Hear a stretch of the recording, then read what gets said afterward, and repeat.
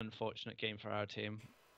So Raven comes up now with Druid, which is something that you guys discussed earlier on, saying, you want to get some value out of your warrior first before the Druid comes along and starts making trouble. Yeah, now, this game was really weird, if I remember This was a correctly. very strange game, if I remember, yes. You'll kind of, I guess you guys will kind of, because I haven't seen, like, neither of us have seen each other's hands in this game, so I'm actually curious to see how this even happened. So looking at Raven's hand, he's got the Harrison, which is great. Excellent. That's what you want to see. But everything else is very situational. I mean, you don't want the C-Force of Nature now. You don't want to see Big Game Hunter yet. But you've got the Innovate and a Swipe. That's, again, is just really awkward. But we get the Harrison here, which is good. This is, the Polished Shredders in this series have not given anything that hasn't been, like, polarized. I think there was one River Croc in the Lucky Draw series, but in this one it's just like Millhouse Echoing Ooze. It's two ends of the spectrum. Yeah. Bad, amazing. So this is So where it gets a bit interesting because we were thinking about what do we do about this Harrison, and what we ended up thinking about was the Cruel Task, possibly to kill the 1/1, and then maybe it can do a little bit of damage delay, but it's a difficult turn. Like you can go Cruel Taskmaster, and then next turn if there's a trade that happens, which is unlikely, there's a Whirlwind. But this is not. There's answers in the hand, but they're not really ones you want to use. yeah, you want to save those. You've got a shield block, shield slam, so that's a guarantee kill of a five toughness creature. So you kind of want to keep hold of that because you're likely to see them in druids.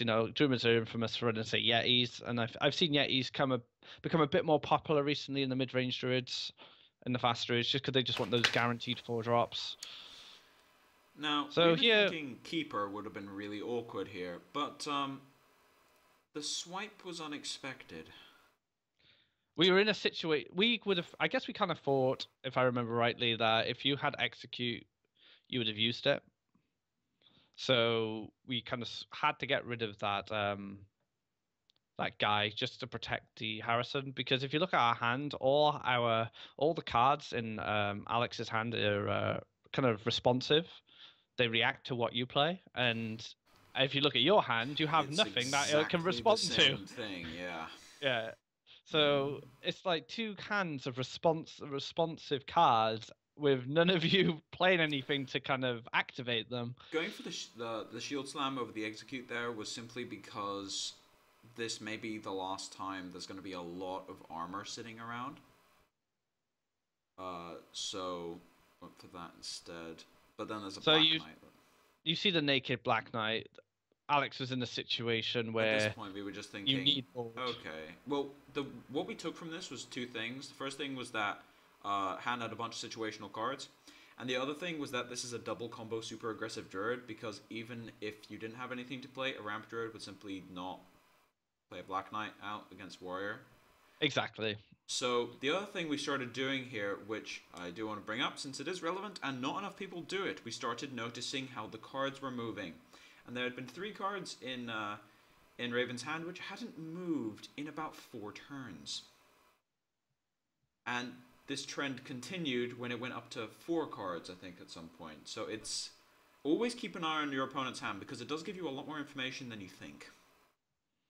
And if there are cards not moving in a druid's hand, you can always assume what that is. It's yeah, you can think it's Because they're combo. never gonna hover. They're never gonna hover over them, unless they're gonna clear some things.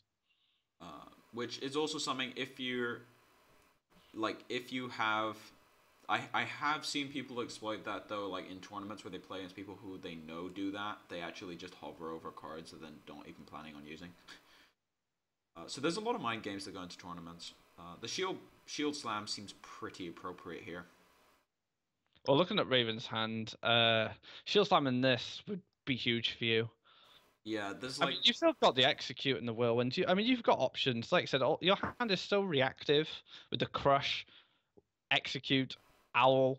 BGH brawl, and Raven Sand is exactly the same. I mean, he's just got a combo sitting there. I mean, Keeper here is just you don't want to see it. You want to see something else. You want to see a Shredder, or you want to see an Ancient of Law. There's And it absolutely seems nothing to play here. That's the funny thing. Like, what do you do? Swipe? No, you can't even. Do you silence the armor? Damage the armor smith? Deal 2 damage to the armor smith? I mean, ideally, you want to silence Acolytes of Pain because Yeah. you stop the draw. But yeah, this is such an awkward game. There's just nothing in hand. This is the kind of thing which there. Double Combo Druid is the most powerful deck in the game, in my opinion, when it works.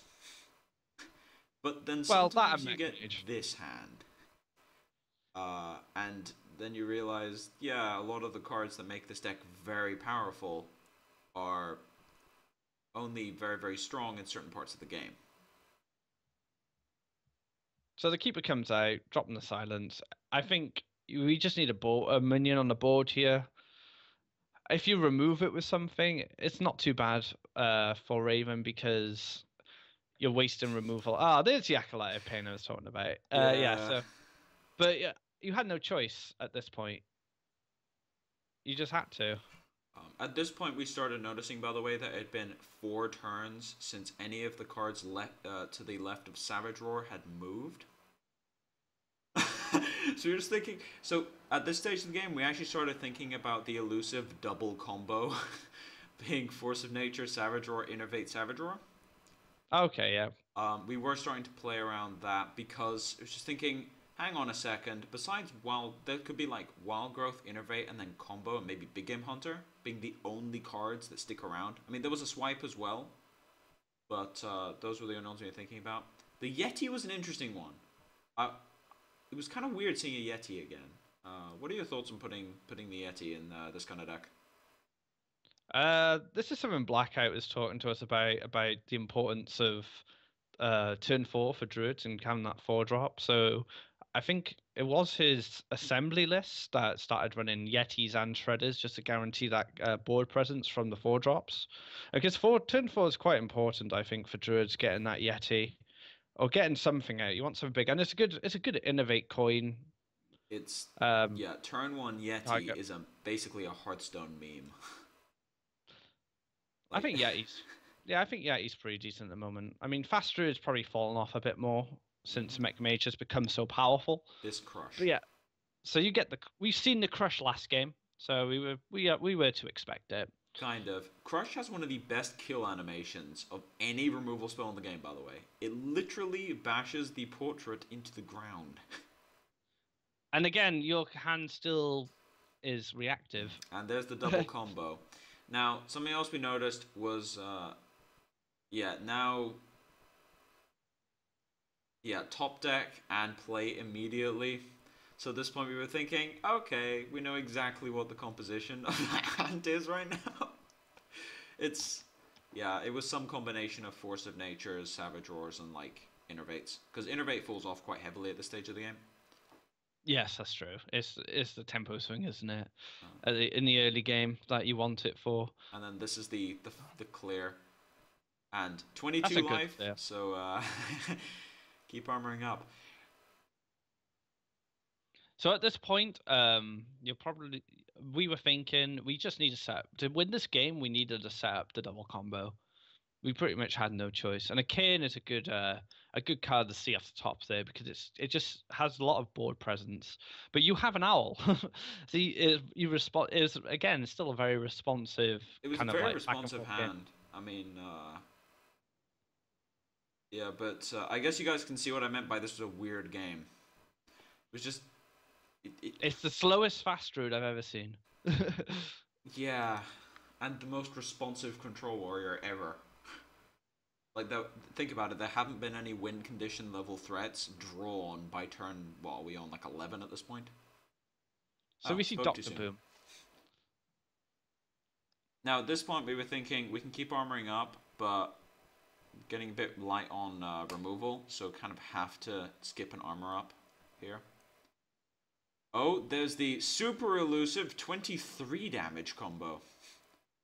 So the Innovate gives you a hero power as well on top of the other Savage Roar. And yeah, you don't really play around that much. You All don't. we're missing now is the arena level 1, which is a third Innervate and then a third Saboteur. So the best thing for Alex to do here is to, Big well, Game he Hunter, needs hit one. big game hunter and go in cat form, if I remember rightly, because you just want to keep pushing damage now. You've got 23 damage in hand. You might as well just push for it. Yep, so he pushes for the damage here. So there's lethal in hand right now for the Druid player. Yeah, at this point we were just thinking like, we know they've got double combo, unless for some reason there's like a second Big Game Hunter and Fast Road. So on this turn we were more kind of thinking like, how do we win quickly in case they're missing one piece? But we were kind of wanting, because at this point there's only about 10 cards left in the deck, and those 10 cards include Shield Block, one Shield Block, there's Shield Maiden, the 2 Sludge Belchers. So it was a bit unfortunate to not draw into the taunts, but what can you do? I think missing that armor up to play Doctor Boom was a bit unfortunate for you guys because you Maybe. sort of needed it, but at the end, but also you needed Doctor Boom because you wouldn't have been able to It was more just sustain the how, board. yeah, it's like, how do you keep clearing the board? Because if you can't clear the board every turn, it actually doesn't matter how much health you have against double combo. You will be killed. To give you like, a haunted creeper on the board is worth 5 damage. Like that, you can't play around that. So you kind of have to just keep the board going. But the funny thing about this particular double combo is most of the time when you get double comboed, you're just like, oh yeah, I forgot that exists, and you get really annoyed. But because we've been playing around it for the last 6 or 7 turns, it was kind of expected. It was just like, yeah. What was funny was the innervate at the end. Oh, another innovate. Oh, more damage. 23 damage combos, guys.